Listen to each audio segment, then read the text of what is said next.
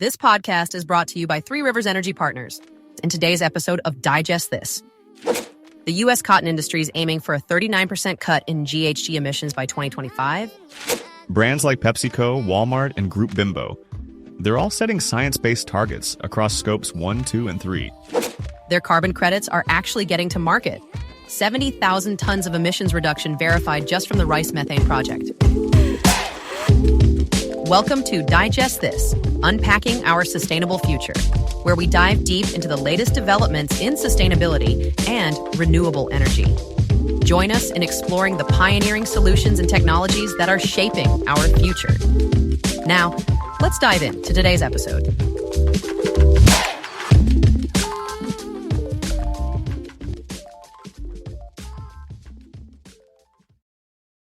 All right, folks, welcome back to Digest This, Unpacking Our Sustainable Future. Today is one of those episodes where I feel like we're right at the center of the agricultural sustainability universe. Emily, you've got the 2025 Field to Market Sustainability Commitments Report right in front of you. What's standing out for you from the top? Honestly, this report pulls together something unique.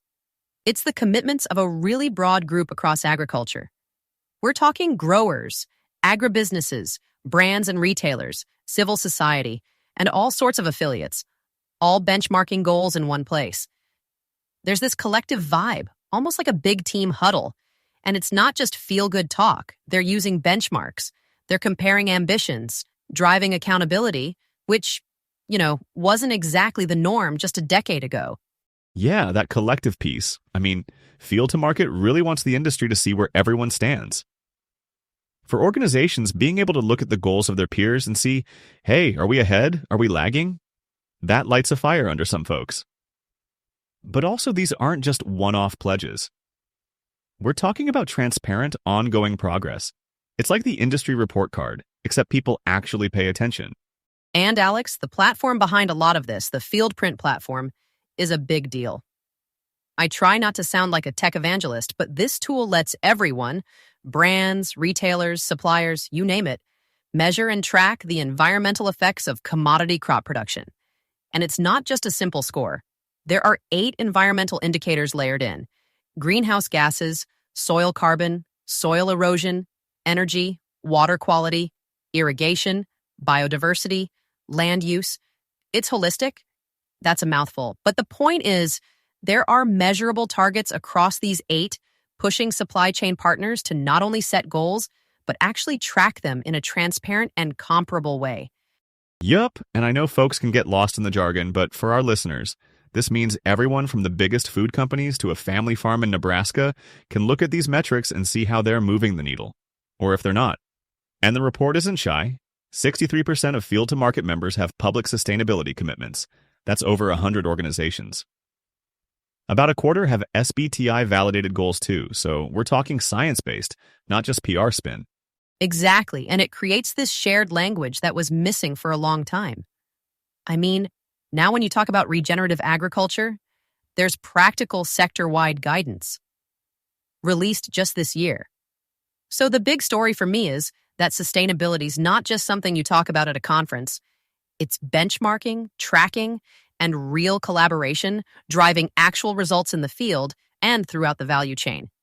All right, so with that stage set, let's dig into some of the organizations that are really putting their goals into action. Some of these sector commitments are honestly a little jaw-dropping. Yeah, so let's just grab a couple of the big ones. For me, I keep coming back to the U.S. dairy industry. According to this report, their goal for GHG neutrality by 2050, like zero net greenhouse gas emissions for an entire sector, is just massive. And they're not just talking in circles. They're also optimizing water use and nutrient cycling, hashing out specifics for manure and nutrient management. But the scale? Dairy is everywhere in our food chain. And cotton's another one that jumps out. The U.S. cotton industry is aiming for a 39% cut in GHG emissions by 2025, right around the corner.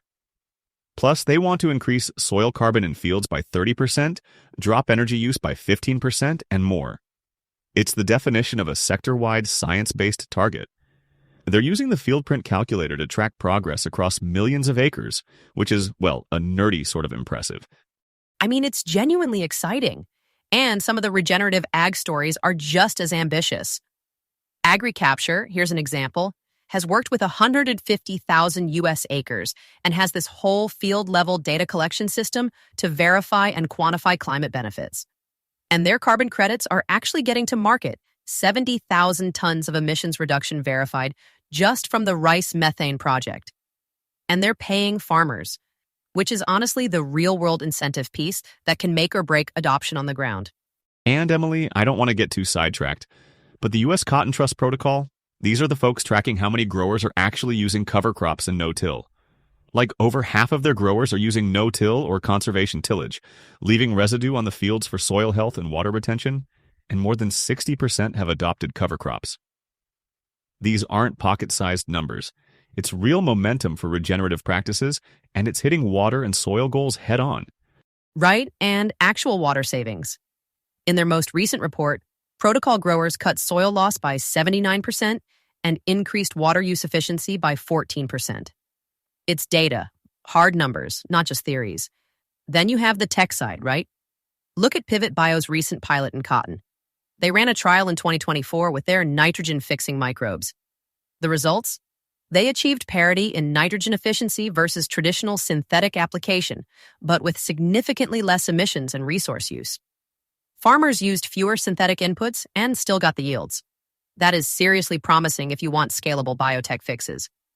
Totally, and it ties back to innovation scaling up, which we've covered in past episodes, like when we talked about our LGSD fertilizers and biogas generated from digesting spent grain from distilleries. The use of verified tech at scale is reshaping whole value chains. These discoveries aren't just a big splash in one region. They're the template for scaling up climate-friendly practices sector-wide. And organizations are getting real results.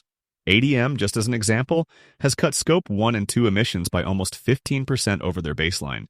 And they've got 5 million global acres in regenerative programs. Hit that a year early, by the way.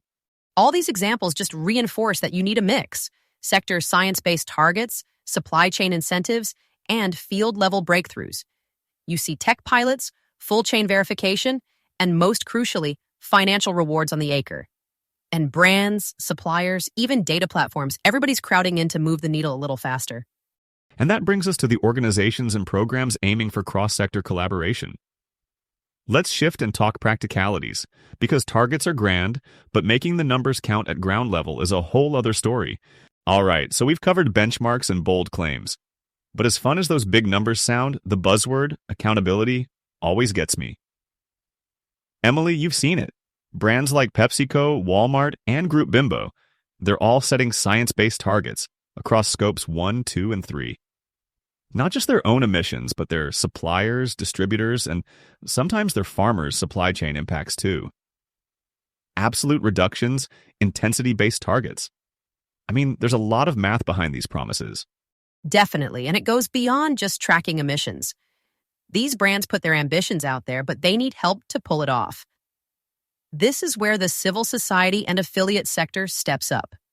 Organizations like NACD's Soil Health Champions or certification programs out of Minnesota, they're providing support and verification and, most importantly, figuring out the right incentives. Yeah, that producer incentive meets retailer audit sweet spot. Tangible rewards and public data really drive adoption. If you look at programs like Minnesota's Agriculture Water Quality Certification, they went from 0 to over 1 million acres and 1,600 producers certified.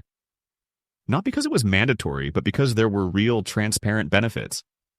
And then there are the technical support teams like NACD and the Soil Health Institute, ground truthing data, and providing soil metrics farmers can actually see on their land.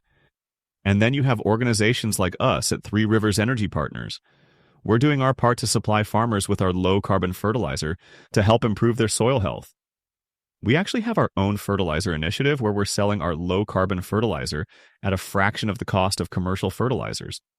It's slow, messy progress, but it's happening because, honestly, farmers, suppliers, and brands are all coming together to prove their progress, not just promise it.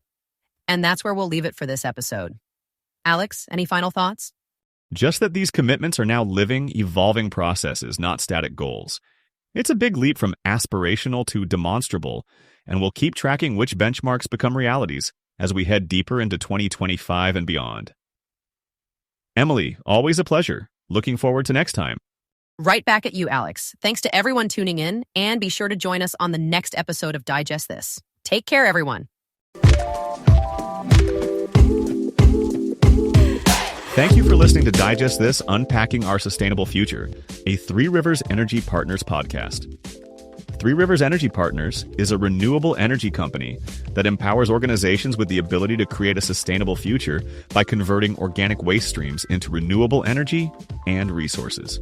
To get the latest episode of Digest This, or to find out more about Three Rivers Energy Partners, visit threeriversenergy.com or find us on LinkedIn, Spotify, Apple Podcasts, and YouTube. The sustainable future is being created right now. Keep exploring and keep up to speed with the latest in renewable energy and sustainability. See you next time.